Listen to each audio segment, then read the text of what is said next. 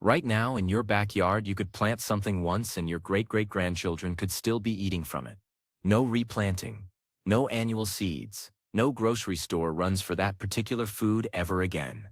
Sounds like a scam, right? Like some permaculture influencer trying to sell you a course? Except it's not. And the reason you've probably never heard of it has less to do with gardening and more to do with how empires keep people dependent. But we'll get to that. The plant we're talking about is the perennial. Not just any perennial, but specifically perennial vegetables and staple crops that live for decades, sometimes centuries, producing food year after year with almost zero maintenance. Think of them as the ultimate cheat code in the survival game.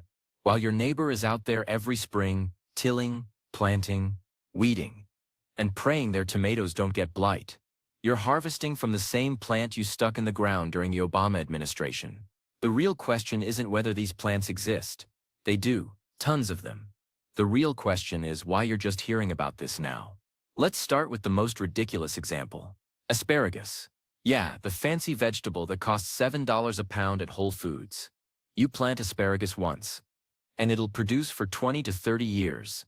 Some beds have been documented producing for over a century. 100 years. That's your great-grandkids fighting over who gets to harvest the same crown you planted. But asparagus is just the beginning. The gateway drug. Once you start looking into perennial food crops, you realize the entire agricultural system you grew up with, the one that requires you to buy seeds every single year, is kind of a modern invention, and not a particularly old one. It grew back next year, you kept eating it. Simple. The whole concept of annual agriculture, where you clear a field, plant seeds, harvest everything and start over, only became dominant about 10,000 years ago. And even then, perennials never went away. They just got forgotten, deliberately, some would argue. Here's where it gets interesting. Take the apple tree. You plant one quality apple tree, and it'll feed your family for 50 to 100 years. Apples, cider, applesauce, apple butter, dried apples for winter. One tree, decades of food. The same goes for pears, plums, cherries, figs, and basically every fruit tree you can think of. But fruit trees are obvious, right? Let's talk about the ones that'll really change your grocery bill. Ever heard of sea kale? Probably not, unless you're really into Victorian gardening books or you've spent way too much time on obscure permaculture forums. Sea kale is a perennial vegetable that grows wild on European coastlines. You plant it once and it produces edible shoots every spring for up to 20 years. The Victorians loved this stuff. It was considered a delicacy, blanched under terracotta pots to keep it tender. Then it vanished. Not extinct, just culturally erased. You can't buy sea kale at a grocery store. You probably can't even buy seeds at your local garden center. You have to actively hunt for it online. Why? Because it doesn't fit the annual seed buying model. You can't sell someone sea kale seeds every year if the plant lives for 2 decades. Let's keep going. Turkish rocket, also called Turkish warty cabbage, which honestly sounds like something you'd get checked out by a doctor, not something you'd eat. But this plant is a perennial brassica. Think kale. But it comes back every year. You harvest leaves from fall through spring, and the plant just keeps producing. No replanting, no buying seed packets every March. Same deal with walking stick kale. It's a variety of kale that grows into an actual walking stick, sometimes over 6 feet tall, and you can harvest leaves from it for 3 to 5 years straight. Some people use the dried stalks as literal walking sticks afterward. Your food is also your mobility aid. Efficiency. Or how about Good King Henry? Not a person, a plant. It's a perennial green that tastes like spinach, and was a staple food in Europe for centuries. Then spinach, the annual version, got popularized, and Good King Henry got relegated to heritage plant status. Translation? Something old people remember but nobody grows anymore because you can't find it at the store. Here's the pattern you're noticing. All these perennial vegetables used to be common, normal, standard food crops that people relied on, not because they stopped working, but because the food system changed. And that change wasn't accidental. Let's rewind to the 20th century.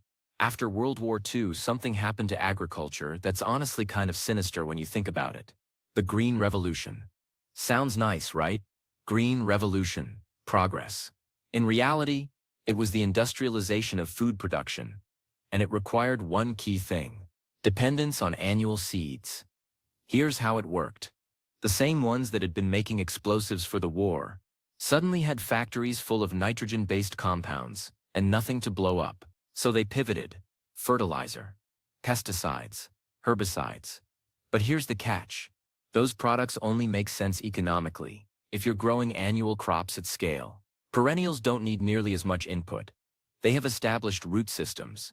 They're pest-resistant because they've been in the ground long enough to toughen up. They don't require tilling, which means less erosion, which means less need for synthetic fertilizers.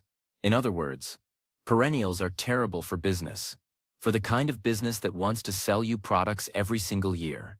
So what happened? Agricultural extension services, funded by governments and industry, started pushing annual crops. Hybrid seeds that produce amazing yields but don't breed true, meaning you have to buy new seeds every year. Monoculture farming that requires pesticides, because you're growing the same thing in the same place, creating a pest buffet, and slowly, generation by generation, the knowledge of perennial food crops just faded. Your grandparents might have known about skirret, a perennial root vegetable that tastes like sweet carrots and was grown all over medieval Europe. Your parents probably didn't. And you're finding out about it right now, on YouTube, from some random video, instead of from your family's gardening tradition. That's not an accident. That's a successful campaign to make food production something you depend on other people for, instead of something you can do yourself. But let's get practical, because knowing that perennial vegetables exist is one thing. Knowing which ones will actually keep your family fed is another. If you're going to start anywhere, start with perennial onions. Specifically, walking onions, also called Egyptian onions, even though they have nothing to do with Egypt. These things are absurd. They're onions that grow little bulblets on top of their stems. The bulblets get heavy. The stem bends over. The bulblets touch the ground and plant themselves. Hence, walking onions. They literally walk across your garden, planting themselves. Forever. You plant them once. They multiply. You harvest green onions all year. They never die. They're the cockroach of the vegetable world, and I mean that as a compliment.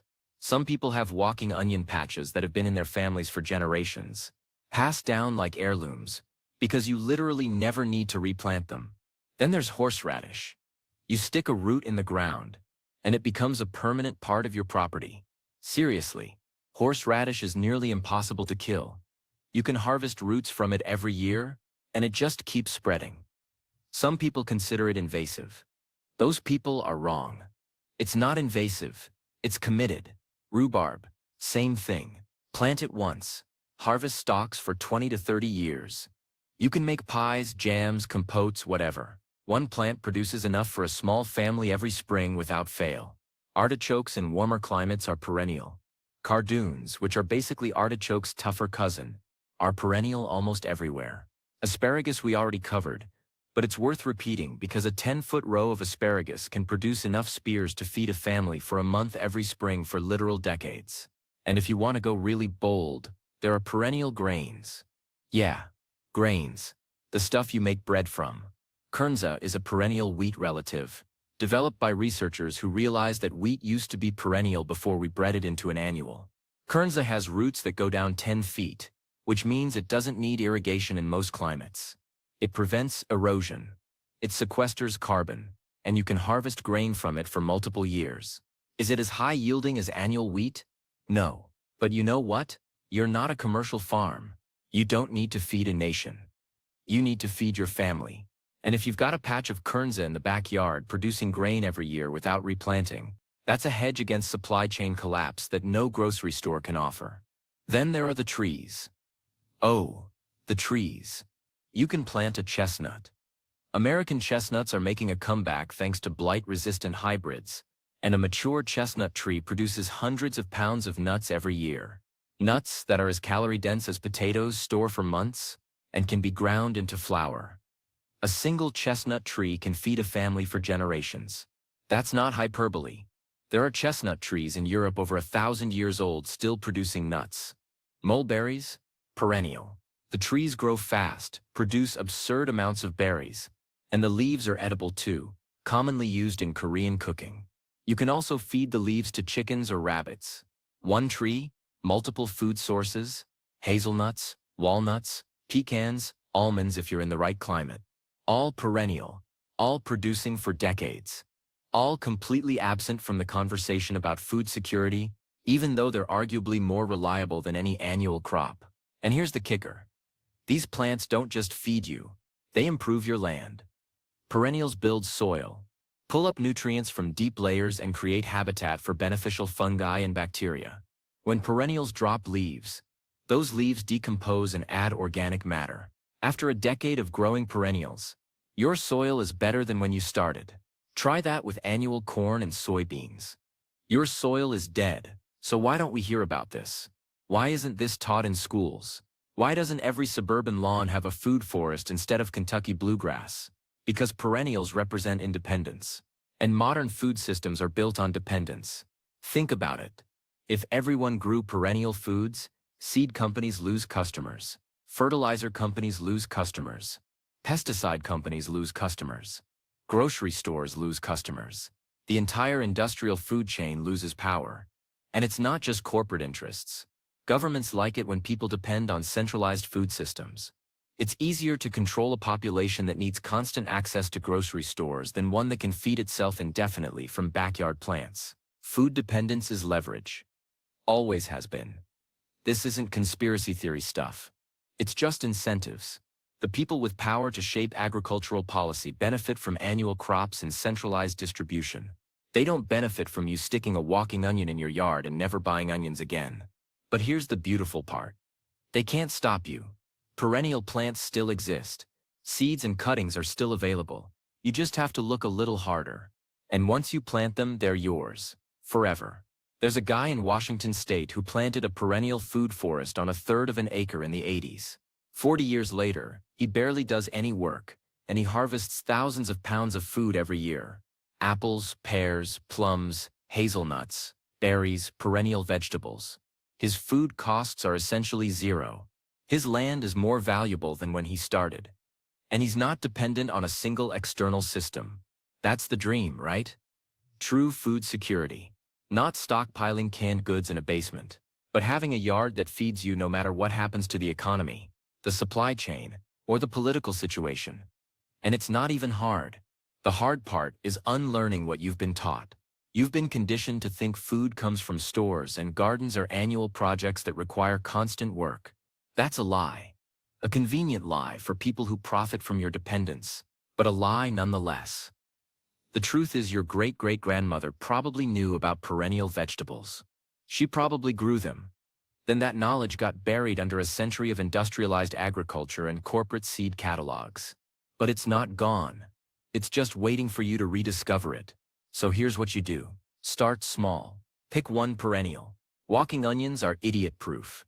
Rhubarb is nearly indestructible. Asparagus is an investment that pays dividends for decades. Stick it in the ground. Water it for the first year while it establishes. Then watch it come back, year after year, without you doing a damn thing. Once you see how easy it is, you'll wonder why you ever bothered with tomatoes. Sure, tomatoes are great, but they're annual. Every spring it's the same routine. Perennials? Plant once. Harvest forever. And if enough people figure this out, if enough backyards transform from lawn into food forest, the whole system changes. Not overnight, but gradually. Fewer people dependent on industrial agriculture means less power for the corporations that currently control food. That's why this matters. It's not just about saving money on groceries, though you will. It's not just about eating healthier food, though you will. It's about reclaiming autonomy over one of the most basic human needs. Food.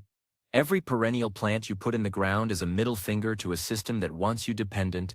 Every harvest from a plant you put in the ground years ago is proof that you don't need them as much as they want you to think you do. And the best part? These plants outlive us. That asparagus crown you plant this year might still be feeding your grandchildren. That apple tree might outlive your children. You're not just growing food, you're creating a legacy of independence. So yeah, this plant will feed your family forever while only being planted once. Actually, dozens of plants will. And the reason you didn't know about them is because nobody profits from you knowing. But now you do. What you do with that information is up to you.